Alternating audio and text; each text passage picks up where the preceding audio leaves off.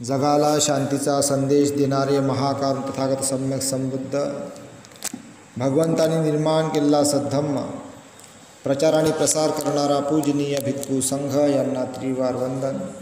प्रियदर्शी राजा सम्राट Ashok Vishwabhushan doctor Babasaheb Ambedkar यांना अभिवादन.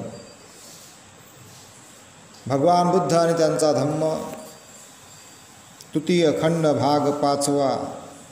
सद्धम्म म्हणजे काय? सद्धम्म म्हणजे काय तर पाठ पहिला, मनाची मलिनता दूर करणे. मनाची मलिनता दूर करणे.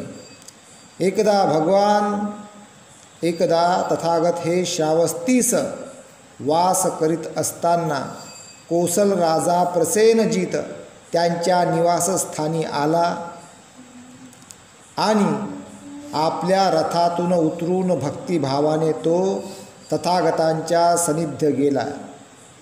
सकाळी नगरात प्रवेश करून आपले आदरातिथ्य स्वीकारावे असे त्याने तथागताला विनविले. यामध्ये त्यांचा हेतू लोकांना भगवान बुद्धाचे सर्वोत्तम दर्शन घडावे. यामध्ये त्यांचा हेतू लोकांना भगवान बुद्धांचे सर्वोत्तम दर्शन घडावे, त्यांचा धर्म कळावा, त्यांच्यावर श्रद्धा बसावी हा होता. भगवान बुद्धाने त्यांचे आमंत्रण स्वीकारले. भगवान बुद्धाने त्याचे आमंत्रण स्वीकारले आणि दुसऱ्या दिवशी सकाळी आपल्या सर्व भिक्षू संघांसह नगरात प्रवेश केला आणि चौरस्ते ओलांडून पूर्वनियोजित स्थानी येऊन विराजमान झाला. भोजन संपल्यानंतर राजाच्या विनंतीनुसार चौरस्त्यावर एका मोठ्या श्रोतू समूहासमोर त्याने धर्मोपदेशाला प्रारंभ केला. एका मोठ्या श्रोतू समूहासमोर त्याने धर्मोपदेशाला प्रारंभ केला. श्रोतू म्हणजे ऐकणारा. श्रोतू समूहासमोर त्याने धर्मोपदेशाला प्रारंभ केला. यावेळी त्या श्रोतू वृंदात 2 व्यापारी त्याचे भाषण ऐकत होते. त्यांपैकी एक मनात विचार करू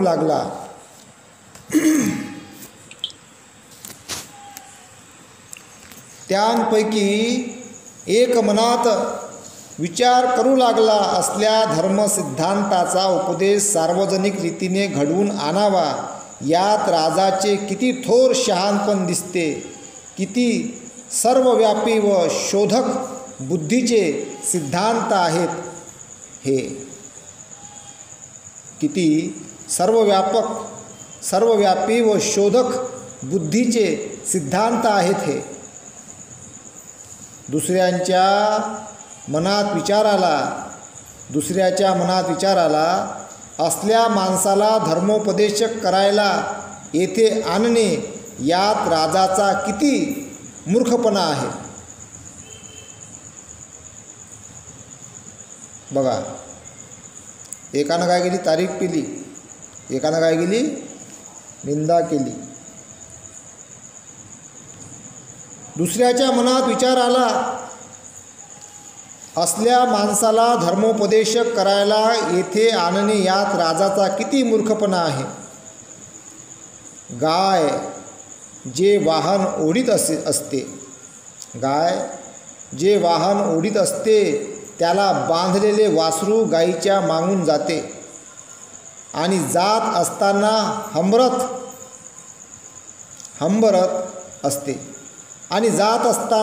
हंबरत असते. त्याप्रमाणे भगवान बुद्ध ह्या राजा मागून जात आहे. ते नगर सोडल्यानंतर ते दोघे व्यापारी ज्या सराईमध्ये उतरले होते तेथे एकत्र आले. मद्यपान करीत असताना जो व्यापारी भला होता त्याला चातुर महाराजिक देवतांनी संयमित आणि संरक्षित ठेवला. त्याला चातुर महाराजिक देवतांनी संयमित आणि संरक्षित ठेवला. उलट दुसरा मात्र पिशाचाने पिसाळल्याप्रमाणे एकसारखा पीत होता.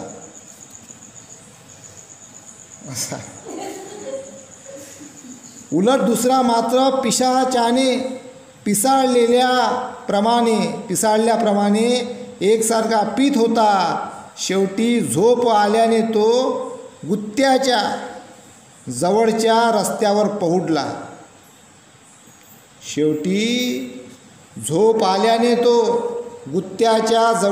रस्त्यावर पहुडला. दुसऱ्या दिवशी सकाळी त्या पहिल्या व्यापाऱ्याच्या गाडीखाली तो रस्त्यावर पडलेला व्यापारी सारथ्याला न दिसल्यामुळे चिरडला गेला आणि मरण पावला. पहिल्या व्यापारी एका दूर देशात आला असताना त्या देशाच्या एका पवित्र अश्वाने त्याच्या पुढे गुडघा वाकविल्यामुळे तो त्या देशाचा राजा म्हणून निवडला गेला. त्या देशाच्या एका पवित्र अश्वाने, अश्व घोड्याला सुद्धा अश्व घोडा, एका पवित्र अश्वाने त्याच्या पुढे गुडघा वाकविल्यामुळे तो त्या देशाचा राजा म्हणून निवडला गेला आणि सिंहासनाधिष्ठित करण्यात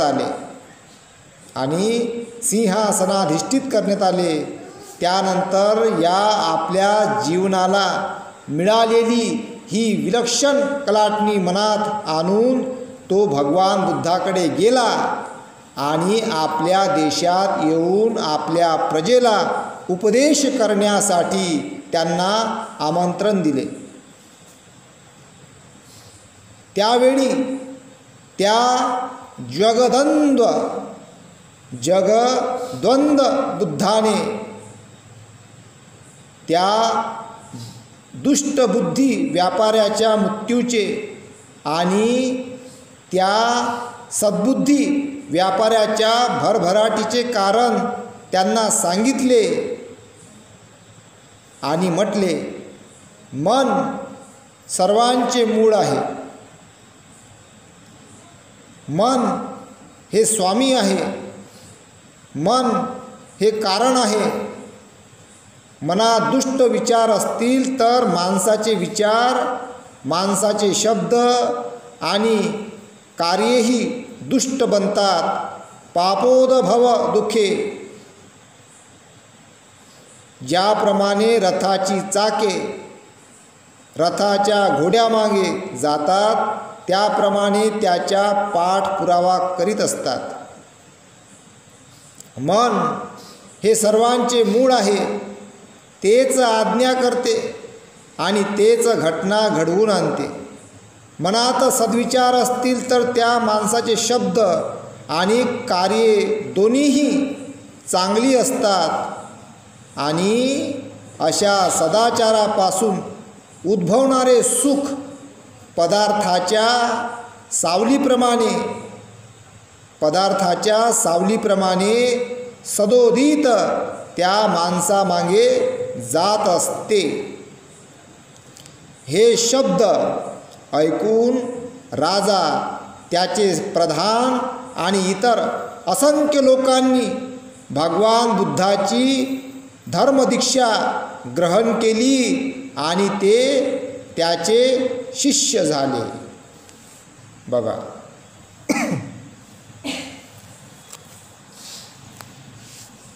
या एका उदाहरणावरून किती मोठं समजण्यासारखी गोष्ट आहे. हेच तर सांगत असतो मी लोकांना का भगवान बुद्धा कडे जे भगवान बुद्धाची त्यावेळेस त्यांना फक्त मनात निंदाच केली फक्त, तर भगवान बुद्ध कोणाला श्राप नाही देत, कधीच नाही. जीवनात भगवंतांनी कधीच कोणाला श्राप दिला नाही. उलट भगवंतांनी अनुकंपा केली, करुणा. ते महाकारुणिक होते. भगवंत महाकारुणिक होते. त्यांनी सर्वांवर अनुकंपा केली. इवन भगवंतांनी अनुकंपा, ज्यांनी भगवंतांना शिव्या दिल्या तोंडावर डायरेक्ट, ज्यांनी भगवंताची डायरेक्ट निंदा केली तोंडावर, त्यांच्याही प्रती भगवान बुद्धांनी अनुकंपा केली, करुणा केली. पण जसं जे कर्म असते ते त्यांना कमावलं, मग ते कुशल कर्म असेल का अकुशल कर्म असेल, त्यानं त्याची कमाई केली. आता यासाठी अकुशल कर्माची त्यानं कमाई केली, तेच तो ग्रहण करेल ना. स्वतःच त्यानं ते ताट वाढलं ना आपलं, का मला जहरच खायचं आहे. त्याला भगवंतांनी काही अन्न दिलं, अन्न खायला नाही, मला हेच खायचं आहे, जहरच खायचं आहे. त्यानं काय केलं, स्वतःचं जहरात ताट स्वतःच बनवलं, स्वतःच शिजवलं, स्वतः पुढं वाढलं. त्याला भगवंतांनी काय दिलं, पवित्र असं अन्न दिलं धम्माचं. त्याला ते घेताच नाही येऊ राहिलं, त्याला खाताही नाही येऊ राहिलं, त्याला समजतच नाही का हे पवित्र आहे बा. त्यानं आपल्याच हातानं जहराचं ताट अन्न शिजवलं, ताटामध्ये वाढलं आणि तेच त्यानं ग्रहण केलं. असं असते. मनुष्य आपल्याच हातानं कर्म तयार करतो, त्या कर्माचं ताट तयार करतो. मग कोणी वाटी तयार करते कर्माची, कोणी ताट तयार करते, कोणी एवढा गडवा तयार करते, कोणी भरणं तयार करते, कोणी गुण तयार करते, कोणी राजन, कोणी मग तलाव तयार करते. मग तो तलाव किंवा राजन किंवा भरणं किंवा मडकं किंवा ग्लास हा कुशल कर्माचा असते किंवा अकुशल कर्माचा असते. मग आता भुलून चुकून झालं बापा आता अकुशल कर्म एवढं गिलासभर, मग काय करायला लागते, मग गडवाभर कुशल कर्म वाढावं लागते. अकुशल कर्म गिलासभर, तर गडवाभर कुशल कर्म वाढावं लागते. मग हे अकुशल कर्म लगेच कुशल कर्मामध्ये दबून जाते, मिक्स होते ना ते. याचं जहर पावर कमी होऊन जाते, मग याचा पावर काय होते, मग कमी होते. तर अशा प्रकारचं जर आपण करत राहिलो, आज समजून घ्या कधी ठिकाणी माझ्या गाडीच्या चाकाने एखादी काही असं जीवजंतू गेलं असं, तुम्ही म्हणतो भगवंता मला माफ कर, कुशल कर्म वाढतो मी पटपट, मुंग्याने बम टाकतो मग मी तिकडं जंगलात. तर मुंग्या भेटतात मध्ये ते टाकतो, मला दुःख होते. मग मला जर असं काही जीवजंतू मेले काय मग काऊन होते, आता होते चित्त असं बंद होते आता, म्हणून तुम्ही काही मारत नाही. मला भीती आहे ना, एखादी हिंसा झाली बा, काही झाली, गाडीचं माझा टायर पंक्चर झाला होता, त्या दिवशी त्याने भिस्किटच नाही दिले म्या, तर माझी गाडी मशीनं ठोकली,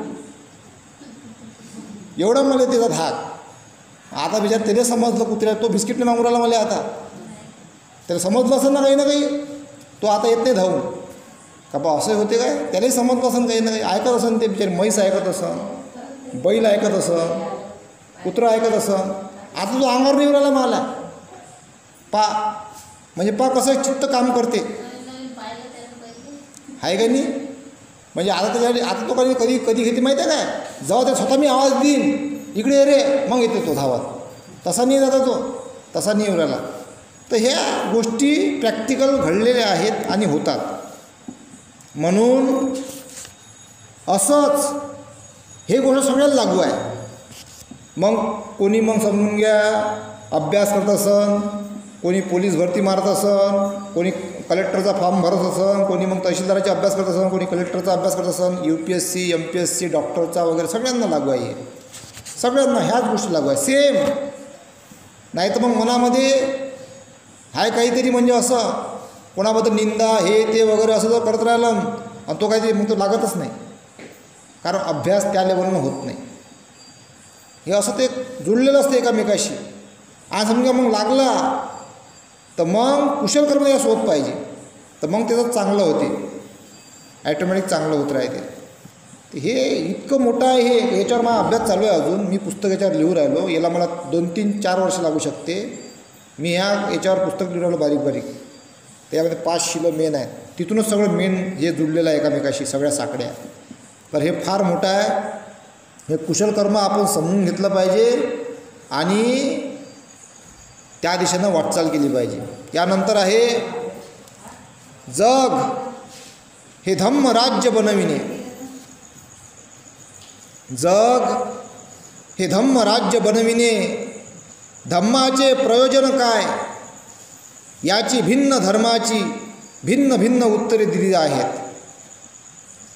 धम्माचे प्रयोजन काय याची भिन्न धर्मांनी भिन्न भिन्न उत्तरे दिली आहेत. माणसाला ईश्वर प्राप्तीच्या मार्गी लावून त्याला आपल्या आत्म्याच्या मोक्षाचे महत्त्व शिकविणे हे सामान्यतः वरील प्रश्नाला उत्तर येते. माणसाला ईश्वर प्राप्तीच्या मार्गी लावून त्याला आपल्या आत्म्याच्या मोक्षाचे महत्त्व शिकविणे हे सामान्यतः वरील प्रश्नाला उत्तर येते. बहुतेक धर्म 3 प्रकारच्या राज्यांसंबंधी बोलतात. एकाला स्वर्गाचे राज्य म्हणतात, दुसऱ्याला इहलोकीचे राज्य म्हणतात आणि तिसऱ्याला नरकाचे राज्य म्हणतात. एक दिवस ते पसरेल अशी अपेक्षा मात्र असते. असे म्हणतात की स्वर्ग राज्यात देवाचे शासन चालते, नरक राज्यात दुष्टाचे राज्य चालते आणि इहलोकीच्या राज्यासंबंधी वाद आहेत. ते सैतानाच्या मांडलिकत्वाखाली नसते. त्याप्रमाणेच देवांचे सार्वभौमत्वही त्यावर पसरलेले नसते. एक दिवस ते पसरेल अशी अपेक्षा मात्र असते. काही धर्मामध्ये सर्व राज्य प्रत्यक्ष ईश्वराच्या शासनाखाली असल्याने तेथे धर्मराज्य असते. इतर काही धर्मात स्वर्गराज्य हे इहलोकी असत नाही, ते फक्त स्वर्गाचेच दुसरे नाव आहे. जो कोणी ईश्वर आणि त्यांच्या प्रेषितांवर श्रद्धा ठेवील त्यालाच तेथे पोचता येते. स्वर्गलोक पोचल्यावर त्या धर्मनिष्ठांना जीवनातील सर्व भोगविलास तेथे लाभतात. सर्व धर्म असे उपदेशितात की ह्या स्वर्गराज्याची प्राप्ती हे प्रत्येक माणसाचे साध्य असावे आणि ते कसे साधावे हे सांगणे त्या सर्व धर्माचे कार्य असावे. धर्माचा उद्देश काय याला भगवान बुद्धाचे उत्तर अगदी वेगळे होते. जीवनाचा उद्देश काही तरी काल्पनिक स्वर्गाची प्राप्ती आहे असे त्याने लोकांना सांगितले नाही.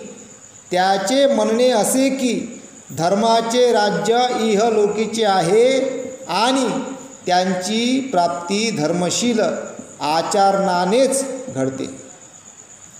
धर्माचे राज्य इहलोकीचे आहे आणि त्याची प्राप्ती धर्मशील आचारानेच घडते. त्याने असे सांगितले आहे की दुःख निराकरणासाठी प्रत्येक माणसाने दुसऱ्या प्रत्येक माणसाशी धर्मानेच वागले पाहिजे आणि अशा व्यवहारानेच इहलोकी धर्मराज्य स्थापन केले पाहिजे. यामुळेच त्याचा धर्म इतर धर्मापासून वेगळा पडतो. बघा, धर्मानेच वागले पाहिजे म्हणते भगवंत. मग धर्म काय? शांती, मैत्री, करुणा, मुदिता, आनंद ह्या 4 तत्वाला घेऊन वागलं पाहिजे म्हणते भगवंत. यामुळेच त्यांचा धर्म इतर धर्मापासून वेगळा पडतो. त्यांचा धर्म पंचशील, अष्टांग मार्ग आणि पारमिता यांवर भर देतो.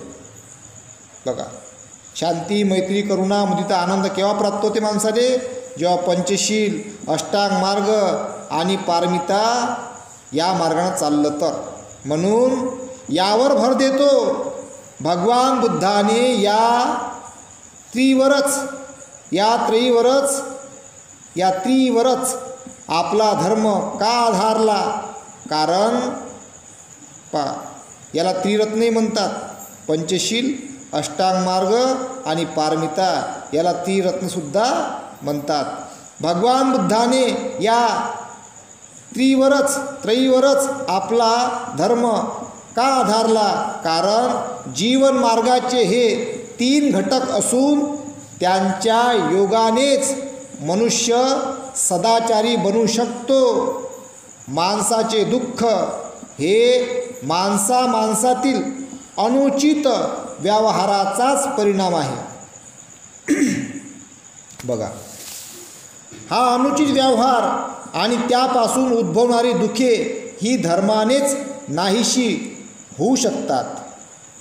बघा, म्हणून धर्माने नुसता उपदेश करून भागणार नाही, तर त्याने माणसाला आपल्या व्यवहारात सदाचाराची किती आवश्यकता आहे हे त्याच्या मनावर पूर्णपणे ठसविले पाहिजे. ही सदाचाराची आवश्यकता माणसाच्या मनावर ठसविण्यासाठी धर्माला इतरही काही कार्ये करावी लागतात असे तो म्हणतो.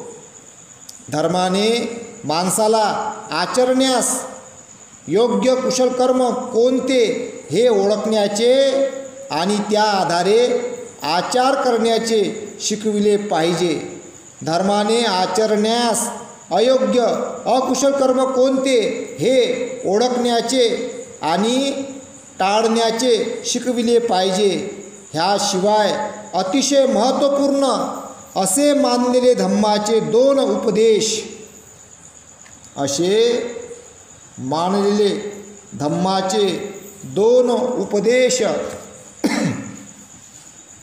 भगवान बुद्धाने शिकविले.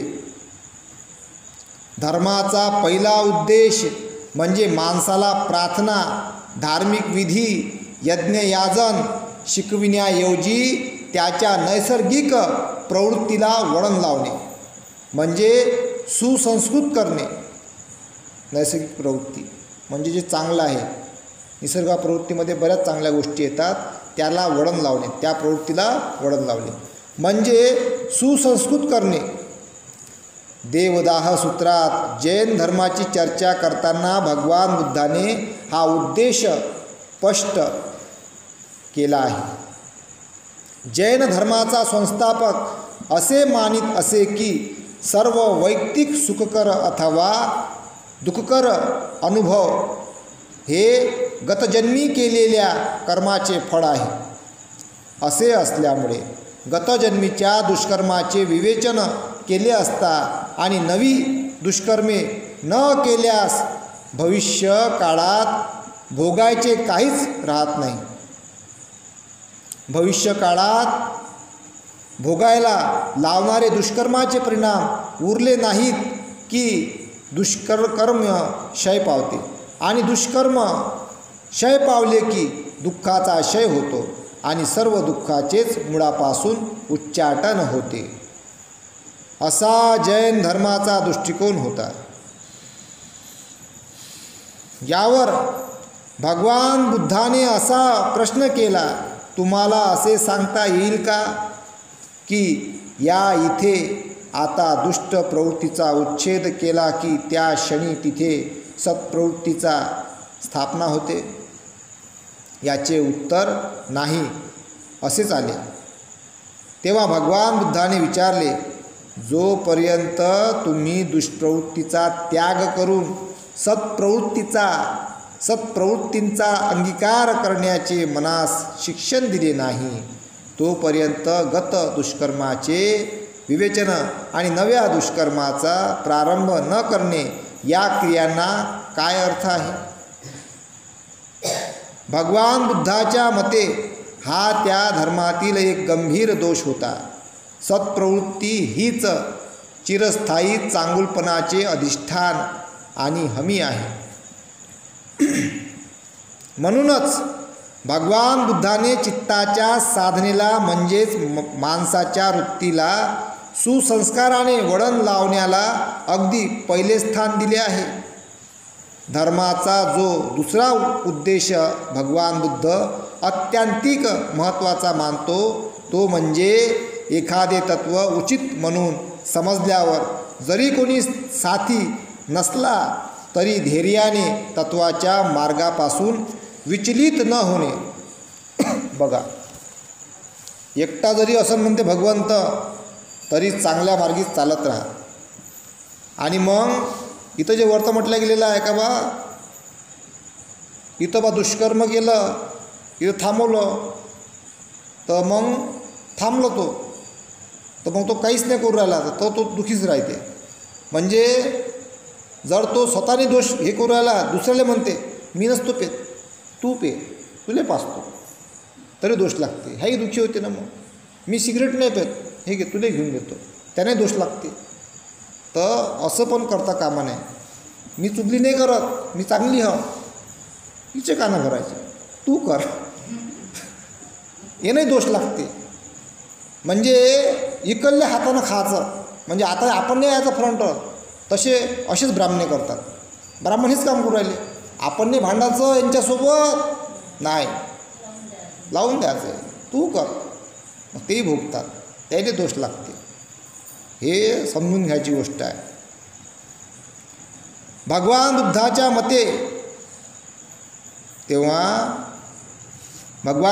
मते ह्या धर्मातील एक गंभीर दोष होता. सत्प्रवृत्ती हीच चिरस्थायी चांगुलपणाचे अधिष्ठान आणि हमी आहे. तेव्हा भगवान बुद्धाने विचारले, जोपर्यंत तुम्ही दुष्प्रवृत्तीचा त्याग करून सत्प्रवृत्तीचा अंगीकार करण्याचे मनास शिक्षण दिले नाही तोपर्यंत गत दुष्कर्माचे विवेचन आणि नव्या दुष्कर्माचा प्रारंभ न करणे या क्रियांना काय अर्थ आहे? भगवान बुद्धाच्या मते हा त्या धर्मातील एक गंभीर दोष होता. सत्प्रवृत्ती हीच चिरस्थायी चांगुलपणाचे अधिष्ठान आणि हमी आहे.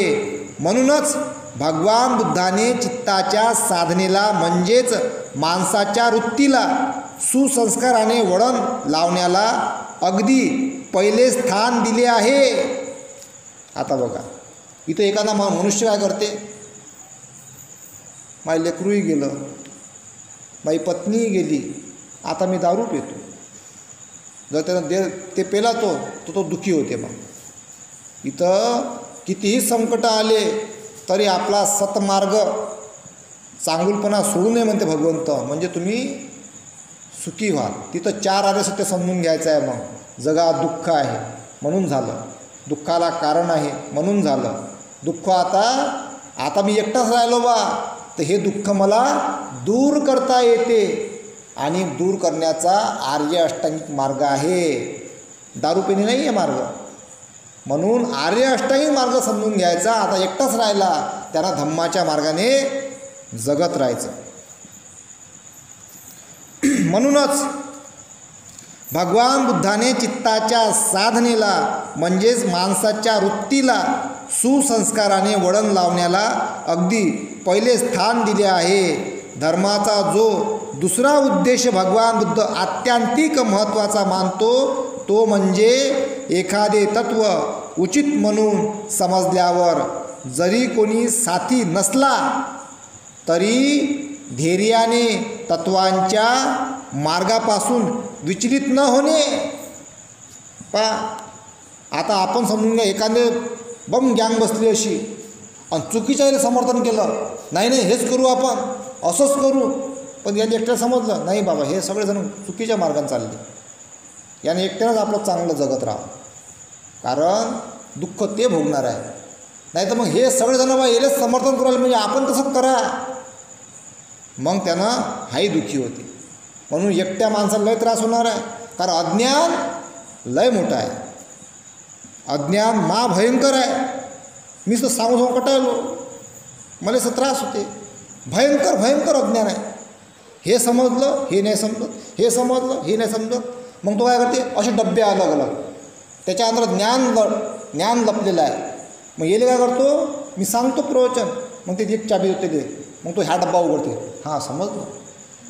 मग ते अजून रोग आहे अंगात, इकडल्या डब्यातलं माहीतच नाही काय आहे.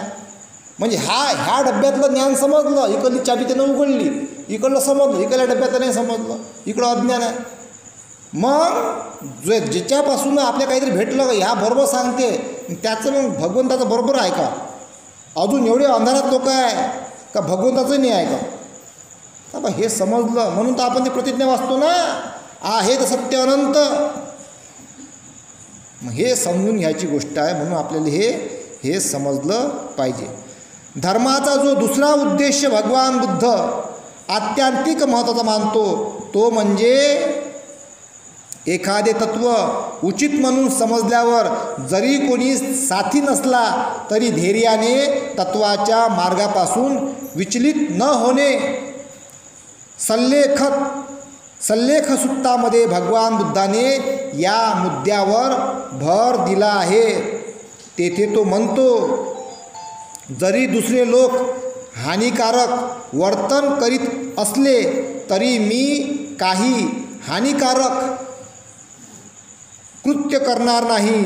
अशा निश्चयाने तुम्ही आपले मन निर्मल बनविले पाहिजे. जरी दुसरे लोक हत्या करीत असले तरी तुम्ही हत्या करता कामा नये. जरी दुसरे लोक चोरी करीत असले तरी तुम्ही चोरी करता कामा नये. दुसऱ्या लोकांचे जीवन श्रेष्ठ नसले तरी तुमचे जीवन श्रेष्ठच असले पाहिजे. दुसरे लोक खोटे बोलत असले, निंदा करीत असले, जोराजोराने निषेध करीत असले, बडबडत असले तरी तुम्ही तसे करता कामा नये.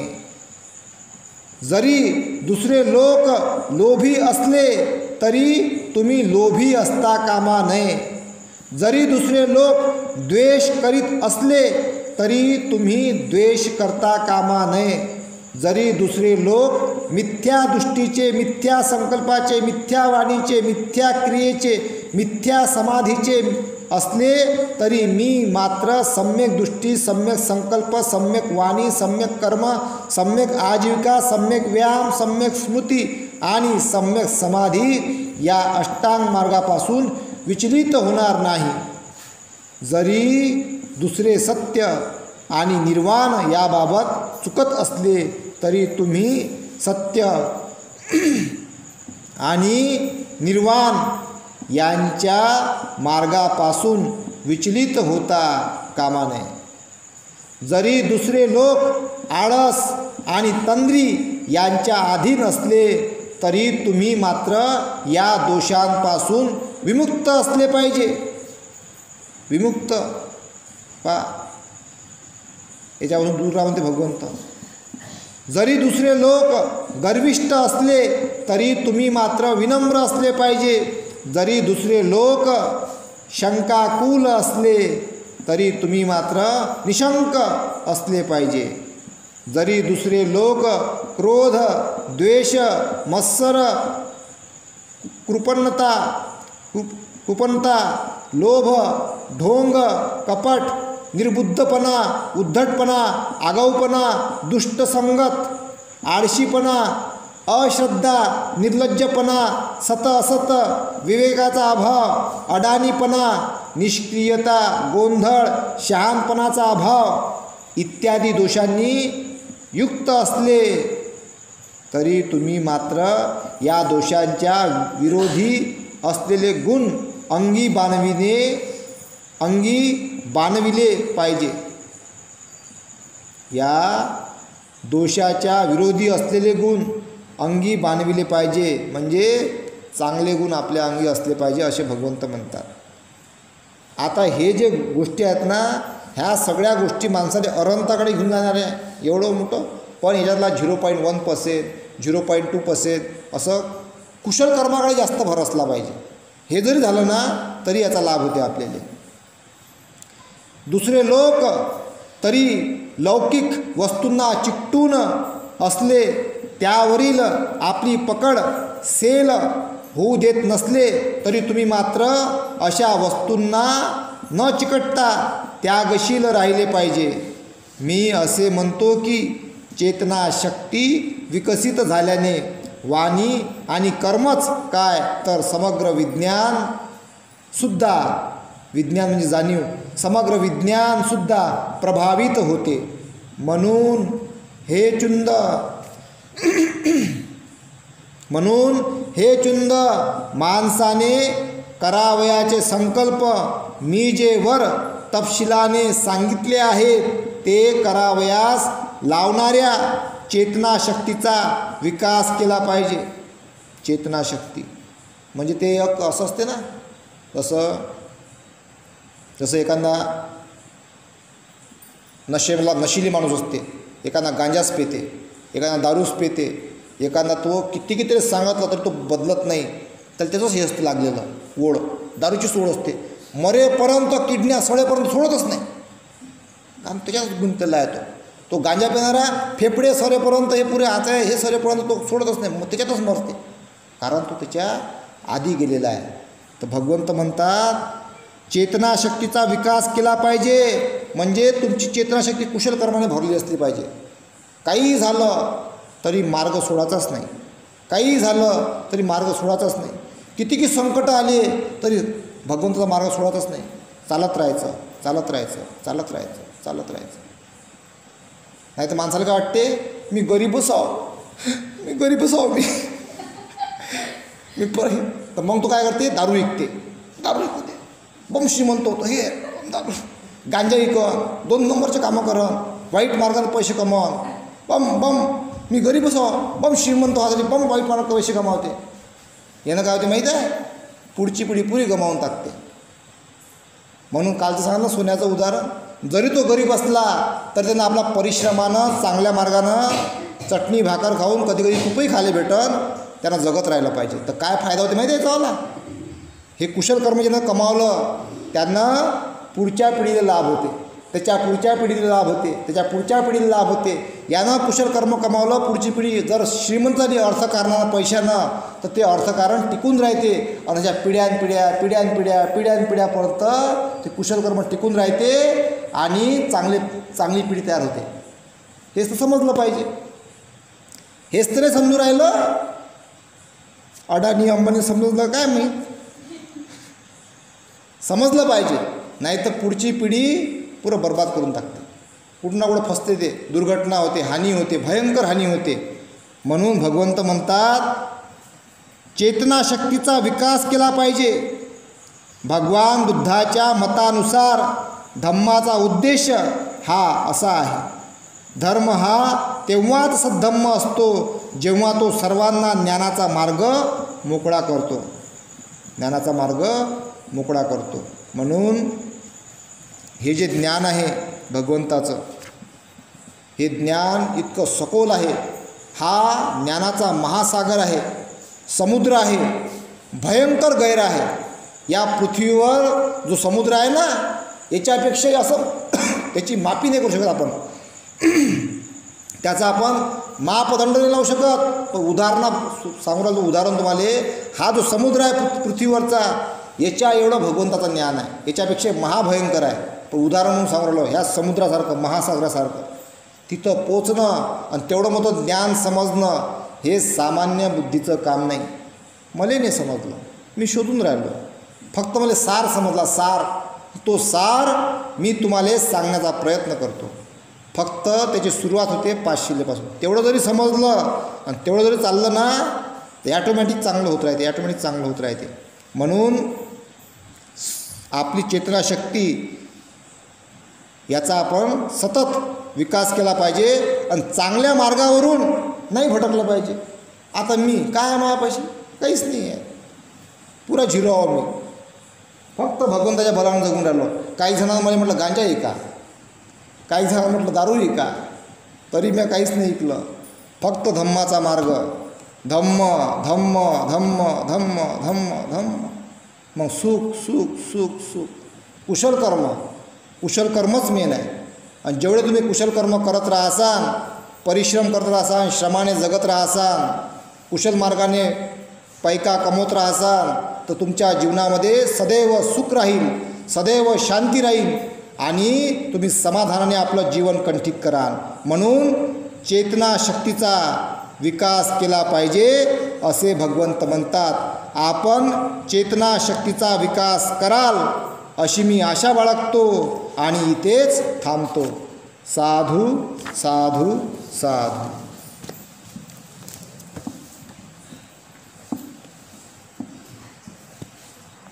त्यांच्या धम्माचा प्रसार करण्याची प्रतिज्ञा आपण करूया. जीवसृष्टी आहे असीम, ती भवसागर पार नेण्याची प्रतिज्ञा आपण करूया.